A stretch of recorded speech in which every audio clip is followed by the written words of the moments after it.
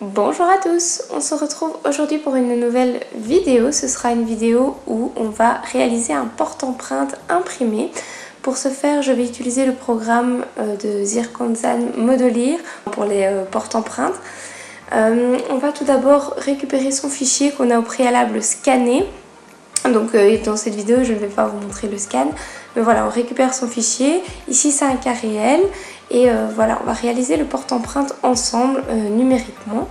Donc il faut tout d'abord déterminer l'axe d'insertion de notre modèle pour combler en fait les zones qui sont un petit peu en contre-dépouille pour voilà, faciliter l'insertion du porte-empreinte. On va tout simplement délimiter les bords de notre porte-empreinte, à savoir que le logiciel va automatiquement remonter celui-ci voilà, en fonction des données que vous rentrez sur le côté.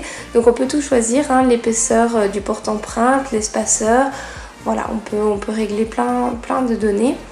Et donc je viens faire mon tracé, je relie mes points et ensuite je peux modifier mes petits points voilà, comme je le souhaite.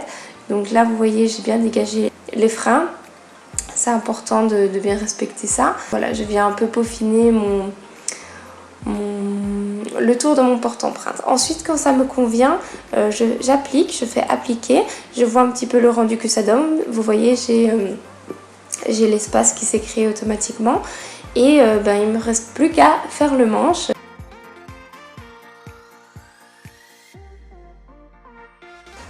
Donc pour le manche, moi j'utilise le Manico, donc on ne change en général pas la taille, c'est possible de le faire mais par expérience on s'est rendu compte que ces tailles là c'était parfait. Il faut bien l'ajuster dans le plan, il faut qu'il soit bien au milieu, et enfin bien centré, qu'il fasse une belle symétrie.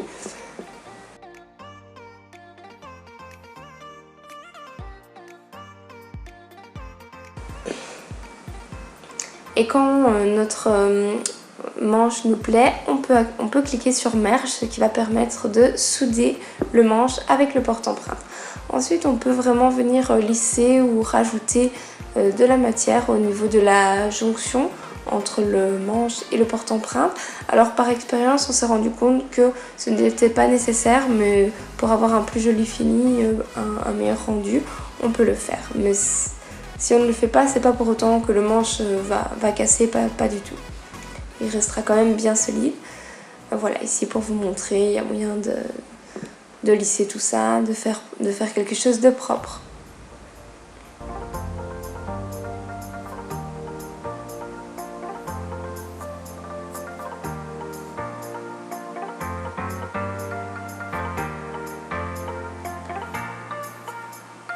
Ensuite, quand ça nous plaît, on va pouvoir perforer notre porte-empreinte si c'est nécessaire. Alors, il y a la manière automatique qui peut nous proposer des points un petit peu partout, que l'on peut déplacer, que l'on peut supprimer, que l'on peut modifier comme on souhaite. Mais dans ce cas-ci, comme c'était pas un porte-empreinte qui était destiné à recevoir de l'alginate, et c'était pas un souhait du dentiste de perforer le porte-empreinte, nous on ne fait pas comme ça, on ne met pas des trous partout, mais on en met juste quelques-uns sur le bord du porte-empreinte.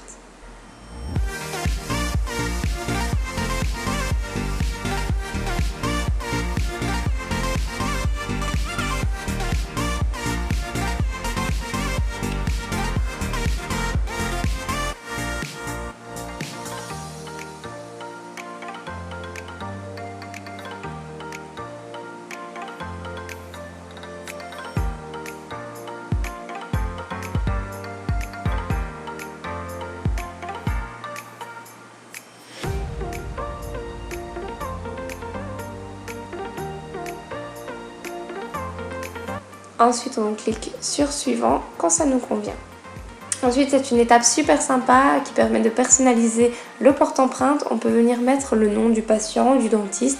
On peut le placer où on souhaite, le mettre sur le manche, sur le ventre du porte-empreinte, voilà, sur le côté, où on veut. Ça permet vraiment de donner cette petite touche personnalisée.